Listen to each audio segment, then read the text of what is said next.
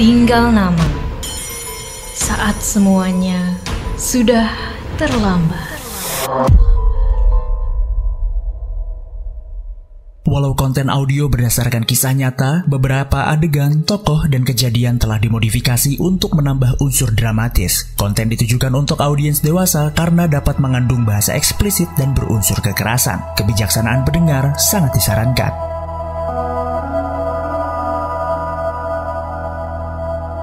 Selamat datang di podcast Tinggal Nama, podcast persembahan Media Podcast Network bekerja sama dengan Intisari dan Motion Radio menghadirkan kisah kriminal dari seluruh penjuru dunia yang bersumber dari artikel terbitan Intisari. Sebelum mendengarkan, jangan lupa untuk klik follow podcast Tinggal Nama dan beri rating terbaikmu. Follow juga Instagram, Twitter, dan TikTok kami di @medio_by_kgmedia agar tidak ketinggalan informasi podcast lainnya. Kamu bisa berlangganan Intisari Plus di plus.intisari.grid.id dan Intisari akan memberikan diskon sampai 50% untuk berlangganan majalah Intisari di atas 1 bulan melalui grid.store.id.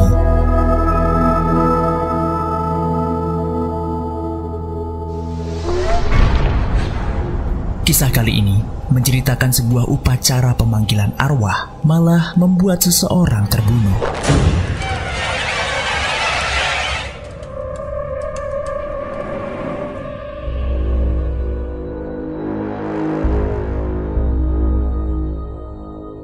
Terjadinya di Neuilly, Prancis pada awal abad 20 di mana orang masih percaya pada kemungkinan untuk bertemu dengan arwah orang-orang yang sudah almarhum. Orang yang dianggap bisa mengundang arwah almarhum disebut medium atau perantara. Pertemuan dengan arwah orang yang telah meninggal disebut séance. Terdapat laporan Rousseau, seorang anggota kepolisian, kepada atasannya, Bertillon, mengenai jalannya peristiwa. Kemarin sore 8 orang mengadakan seance di rumah Pelsenet, seorang medium di Villa Pleasance Neuilly. Lalu bagaimana kejadiannya? Seance diorganisir oleh Madame Lavargue yang rupanya sangat percaya pada kekuatan medium dan telah beberapa kali menyelenggarakan seance dengannya. Ternyata Canet sendiri telah berulang kali menipu, tetapi masih banyak orang yang percaya kepadanya. Jadi begini komandan, sesuai keterangan dari saksi mata seperti biasa, lampu-lampu dipadamkan dan semua orang meletakkan tangan mereka di atas sebuah meja bundar. Lama nggak terjadi apa-apa, tapi tiba-tiba terdengar suara keras dalam bahasa Spanyol. Jelas itu bukan suara Jeanette, karena sebagai medium dia nggak berbicara. Tapi nggak ada seorang pun di antara hadirin bisa berbahasa Spanyol. Setelah suara berhenti, terdengar teriakan.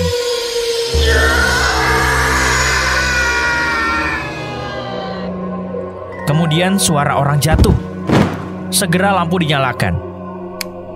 Medium pingsan, lemas di kursinya masih dalam keadaan terikat dengan tali seperti saat lampu belum dipadamkan. Seorang bernama Janos tergeletak di lantai. Dia sudah mati. Di dadanya tertancap sebuah pisau belati.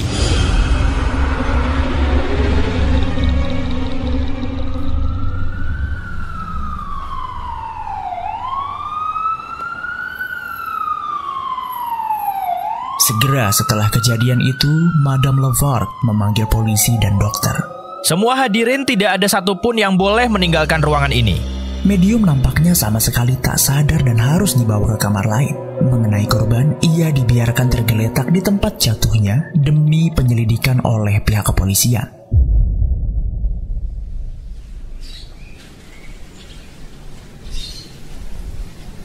Di bawah pimpinan Bertillon, polisi mengadakan penyelidikan secara saksama.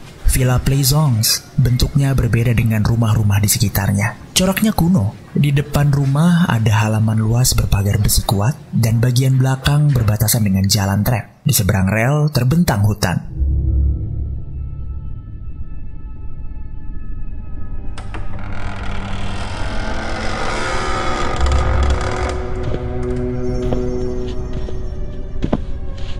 Kamar seance terletak di tingkat pertama. Di depan pintu kamar tergantung gorden bludru berwarna hitam dan berat. Demikian pula di depan semua jendela ada gordennya dan dari bahan yang sama. Langit-langit kamar itu tinggi, dicat berwarna hitam. Pada langit-langit itu tertempel bintang-bintang perak dan bulan sabit. Lantai dilapisi permadani tebal sehingga langkah-langkah orang tak akan terdengar. Ketika polisi masuk, Di sini kecium wangian, khas banget baunya.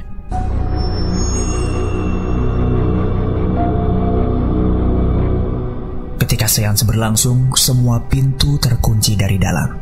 Duh, kekunci lagi. Bentar. Ini ternyata nggak berlubang. Ujung anak kunci itu bisa dicapit dengan aus titi. Saya punya tang spesial yang cocok buat semua lubang kunci. Sistem peredaman suara di dalam ruangan seans itu demikian sempurnanya, hingga dari dalam tak mungkin orang bisa mendengar suara kunci yang diputar. Di dalam kamar ada beberapa lampu dinding, di samping lampu gantung di tengah ruangan. Semua lampu ini dapat dinyalakan dengan tombol-tombol pada pintu masuk. Sepanjang dinding berderet beberapa meja, sedangkan di tengah ruangan ada meja bundar dari kayu mahoni. Di sekitar meja masih ada beberapa kursi yang 2 di antaranya terbalik. Komandan, di sini ada korban tergeletak di lantai. Kakinya yang satu tersangkut pada kaki kursi yang didudukinya. Sepertinya pisau belati ini yang membunuhnya di dadanya, tepat di atas jantung. Permadani di bawahnya berlumuran darah. Pak, korban pembunuhan itu seorang lelaki setengah umur. Wajahnya bulat, gemuk, dan berkumis pendek. Rambutnya yang hitam mengkilap dan warna kulitnya seperti orang Eropa Selatan. Dan ada sebuah cincin emas mengkilap menghiasi tangannya yang berlumuran darah. Nama orang itu Kurt Janos. Tak jauh dari tempat korban menggeletak ada kursi bersandaran tangan. Di kursi itu masih nampak tali temali yang putus pada beberapa tempat. Inilah tempat duduk Kanet yang sebagai medium biasa diikat erat pada kursinya. Tali temali itu diputus untuk melepaskan medium yang ternyata pingsan ketika lampu-lampu dinyalakan kembali. Oke, saya perintahkan kalian bekerja dengan hati-hati. Jangan sampai menyentuh permukaan meja bundar, karena benda ini merupakan buku terbuka bagi polisi.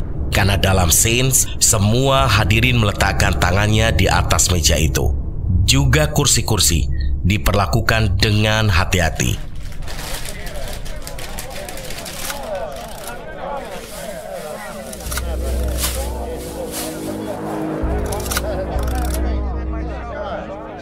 Ketika diperiksa, ternyata di atas meja bundar itu terdapat sidik jari para hadirin yang nampak jelas. 2 orang yang duduk di kiri kanan medium hanya meletakkan 1 jari kedua tangan mereka di atas meja. Pada semua bekas jari di atas meja itu tidak nampak bekas jari kelingking satupun.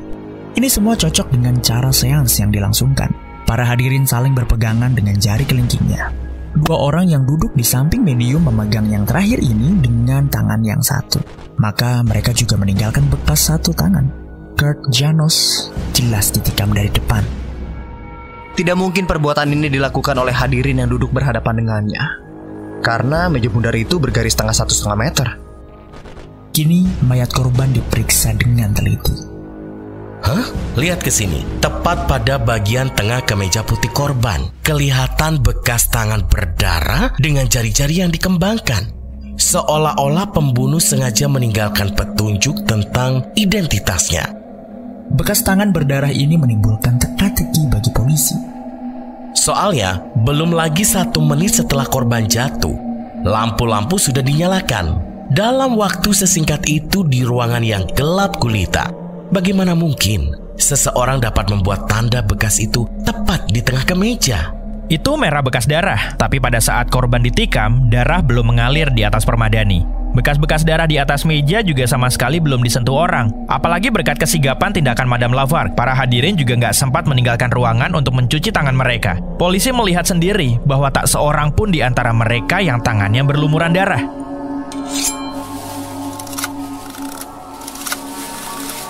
Bertillon selanjutnya memeriksa letak pisau belati. Jelas bahwa senjata tajam itu ditusukkan dari atas, menyerong ke bawah. Belati segera dikirim ke laboratorium untuk diperiksa. Apakah ada bekas-bekas sidik jarinya? Bagian kemeja yang ada bekas tangan berdarah digunting dan juga dikirim ke laboratorium guna pemeriksaan. Kini menyusul penyelidikan atas semua hadirin pada seans di Villa Plaisance. Keterangan yang diperoleh Madame Lavargue yang terkenal sebagai seorang wanita yang mempunyai minat besar terhadap masalah-masalah psikologi. Saya mengundang beberapa sahabat dan kenalan saya untuk menghadiri Scenes di Villa Plaisance untuk menguji medium Kenneth. Itu pertama kalinya saya datang ke Paris. Kenneth menarik perhatian besar kalangan orang-orang yang percaya kepada spiritisme. Tetapi beberapa kali kemudian ia terlibat dalam penipuan sehingga pengaruhnya berkurang. Namun masih ada juga orang yang percaya kepadanya. Dalam surat-surat kabar terjadi perdebatan mengenai dia. Sementara orang masih percaya akan kemampuannya sebagai medium, sekalipun ia kadang-kadang menipu. Tujuan Anda apa ke sini? Tujuan saya dengan Scenes adalah menyelidiki dan menentukan sejauh mana Kenneth bisa dipercaya. Kenneth setuju, tapi dia minta agar Scenes itu dihadiri wartawan yang diundang oleh medium untuk menyaksikan Scenes, kemudian membuat laporan. Namanya Kurt Jonas, seorang reporter majalah spiritisme.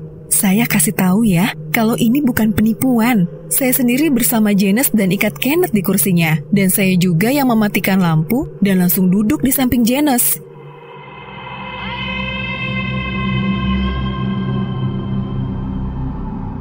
Medium segera kerasukan roh dan dalam kegelapan terdengar suara parau seperti orang mendengkur. Sesaat kemudian, dari sudut ruangan bergema suara keras tajam yang berteriak, "Rafael Cortez! Rafael Cortez!" Lafalnya jelas sekali bukan lafal Perancis, apalagi O-nya.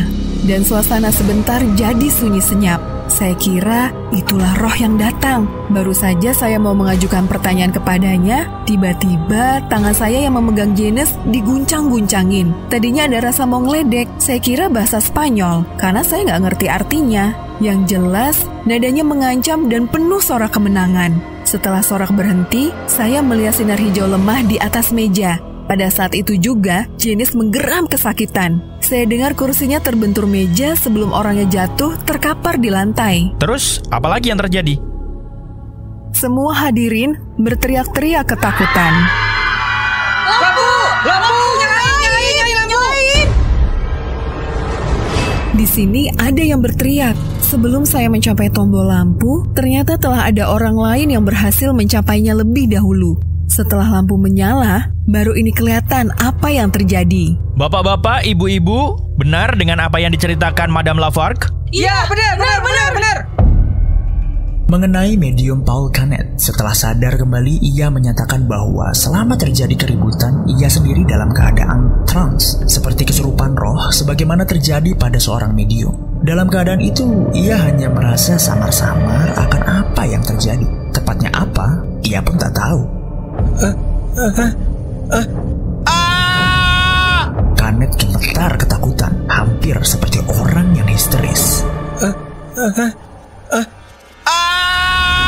Kenapa dengan Janet, Dok? Dilihat dari hasil, Kenneth jiwanya mengalami guncangan hebat. Menurut saya perlu menugaskan seorang perawat untuk menjaganya bersama seorang polisi. Setelah mengambil sidik jari dan membuat foto dari setiap hadirin, polisi meninggalkan Villa Plaisance. Hari berikutnya, pemeriksaan di laboratorium memberikan data-data lebih lanjut. Pada tangkai pisau belati memang terdapat bekas jari. Satu saja, tak dapat disangsikan bahwa bekas jari itu sama seperti yang terdapat pada kemeja korban. Yang lebih penting lagi, tak seorang pun di antara mereka yang menghadiri seans maut itu, sidik jarinya sama dengan sidik jari pada belati dan kemeja Janos. Kalau pembunuh bukan salah satu di antara para hadirin, lalu siapa?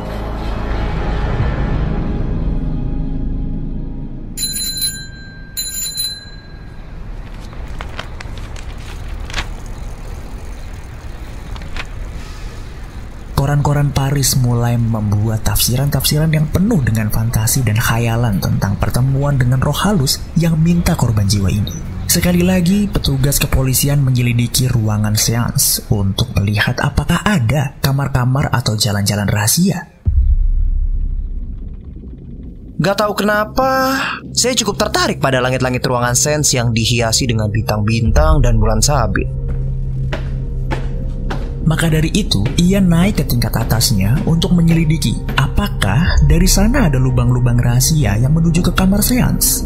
Ruangan di atas kamar seans itu sedikit mebelnya dan lantainya yang terbuat dari papan tidak tertutup permadani. Sambungan papan-papan diperiksa satu persatu oleh petugas.